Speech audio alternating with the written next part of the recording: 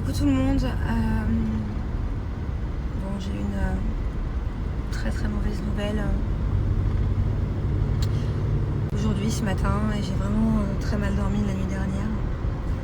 J'ai presque pas dormi d'ailleurs, j'ai beaucoup pleuré.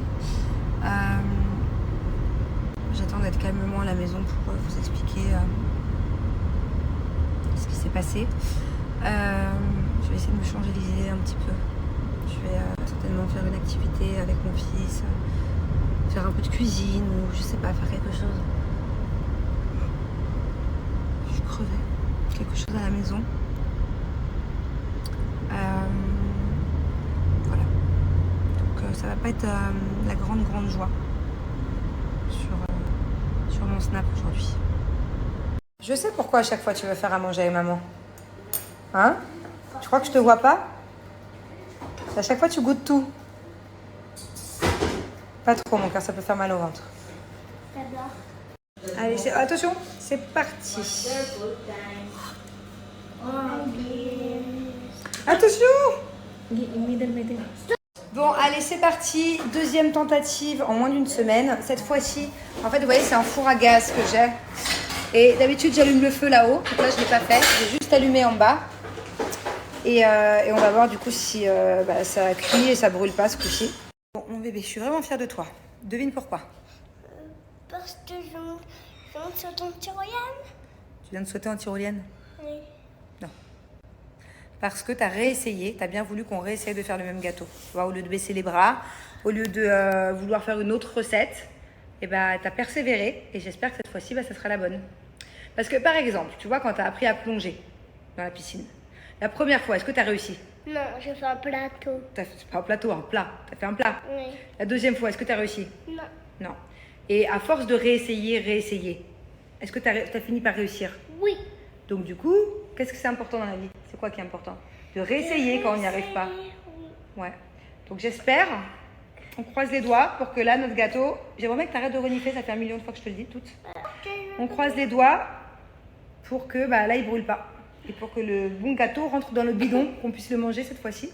La dernière fois, c'était une catastrophe, il était pas cuit. Tu croises quoi? Tu croises tous tes doigts? Pourquoi faire? J'en ai mis Pour des pas doigts. pour pas que le gâteau il crame, c'est ça? Ouais. Bon, écoute, on verra bien. Comme je vous ai dit la dernière fois, en fait, moi, c'est la première fois de ma vie que j'ai, enfin, peut-être quand j'étais plus jeune, mais je me souviens pas, que j'ai un four au gaz. Et j'ai du mal à gérer la cuisson.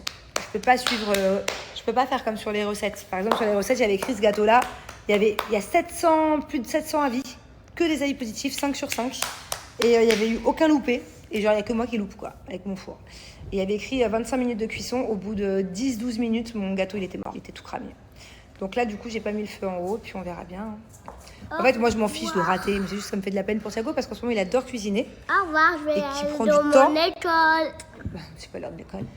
Bah, Qui au prend du revoir, temps à je vais cuisiner. aller Et que du coup, c'est décevant pour lui de rater. Mon amour, j'ai une bonne nouvelle. Le gâteau est en train de gonfler. Il est en train de... Tu sais, grâce à la levure qu'on a mis dedans, il est en train de gonfler. Oui. Alors que la dernière fois, Il gonfle même pas. il n'a pas gonflé. Il est resté tout raplatapla. Donc, on est sur la bonne voie, en tout cas. Mais là, je suis en train d'attraper. J'espère que tu as mis ton poisson. alarme sur ta nouvelle montre que tu as eu à ton anniversaire. Oui. Tu as mis ton alarme pour sortir le gâteau du four Maman, dans 10 minutes? Moi, je sais pas où est ma montre. Elle est dans l'entrée, mon bébé. D'ailleurs, j'aimerais vraiment que tu arrêtes de renifler. Alors, vous pouvez m'expliquer d'ailleurs, si ça vous arrive, si votre enfant fait que renifler. Moi, il déteste se moucher.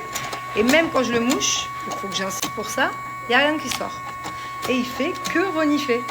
Et pourquoi? Il y a un truc qui te gêne, qui te gratouille? Tu sens quoi? Quelque chose qui coule? Un truc qui me gêne. Vraiment, ça m'exaspère. Tout le temps, il renifle.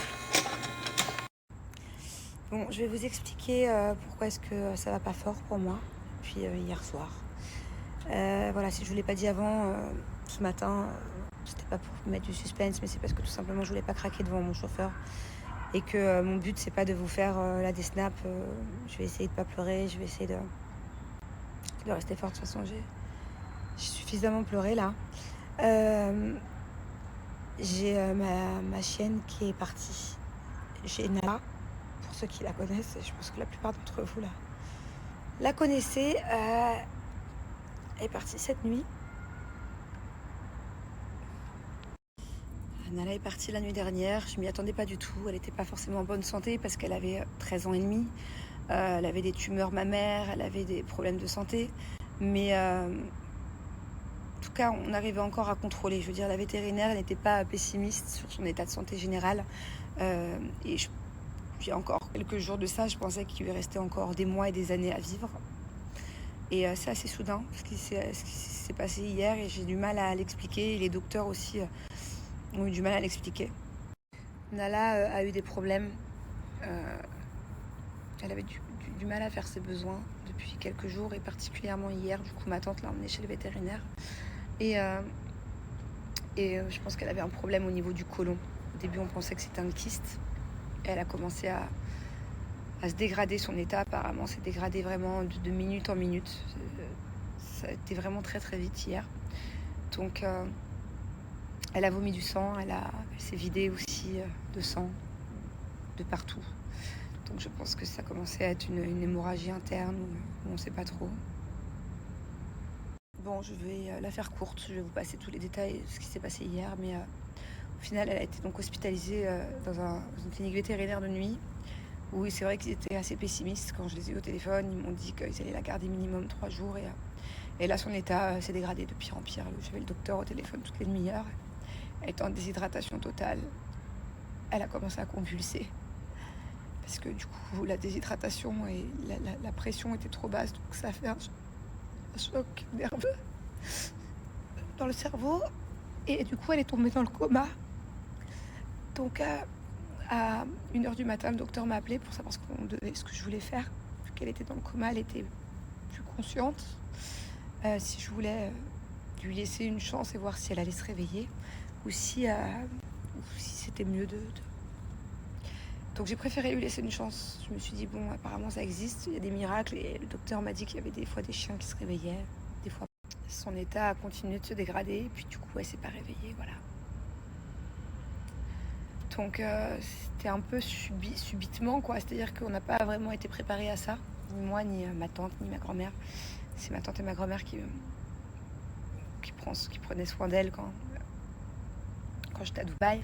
Et d'ailleurs, je suis très contente parce qu'elle a vécu ces derniers jours et ces dernières semaines chez ma tante. Et il y avait un grand jardin, et elle était vraiment contente, elle était super bien traitée, épanouie, beaucoup d'amour. C'est ce qui me fait un peu...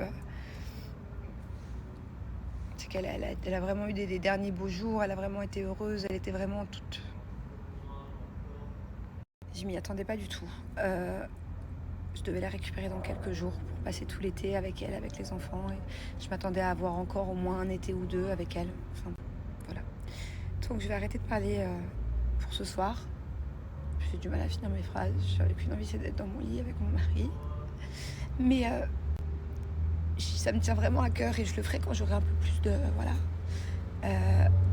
Il faudrait que je vous raconte demain, après-demain, je sais pas quand, ça me fera du bien en plus. Toutes les anecdotes que j'ai eues avec Nala, parce qu'elle a eu une sacrée vie de chien.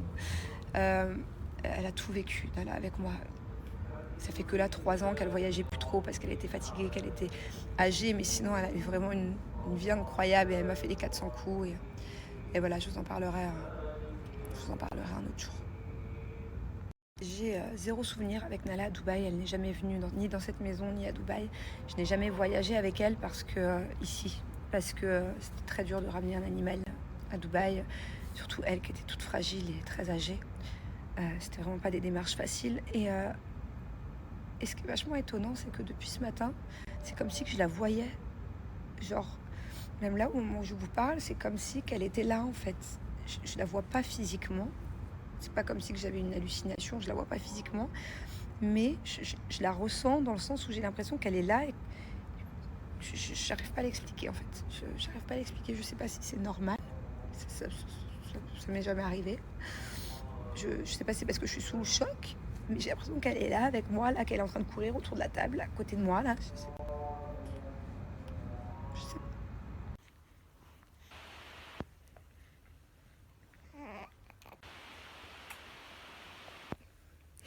Qu'est-ce que t'es fait? Elle t'embête? Elle t'embête? Tiens, qu'est-ce que tu fais les pâtes sur la table?